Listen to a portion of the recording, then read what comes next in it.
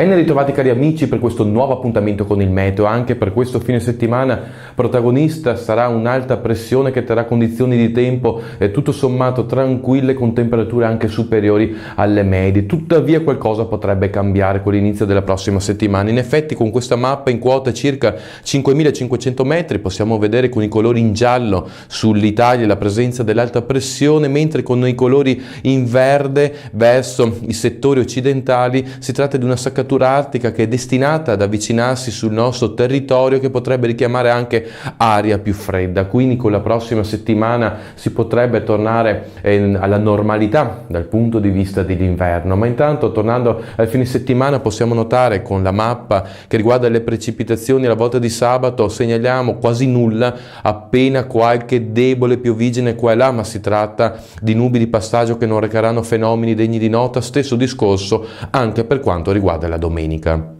Facendo un flash per quanto riguarda il nord-est, possiamo dire che sia sabato sia domenica saranno due giornate tranquille, parecchie le nubi in transito, delle foschie e delle nebbie, quindi attenzione con gli spostamenti, ma non ci saranno cambiamenti degni di nota. In linea di massima possiamo dunque dire che avremo un fine settimana tranquillo, ma come anticipavo qualcosa potrebbe muoversi nel corso della prossima settimana anche dal punto di vista termico e con il ritorno delle precipitazioni. Con ora ho detto tutto, auguro a voi tutti un buon weekend e se avete tempo e voglia ci vediamo nel prossimo appuntamento.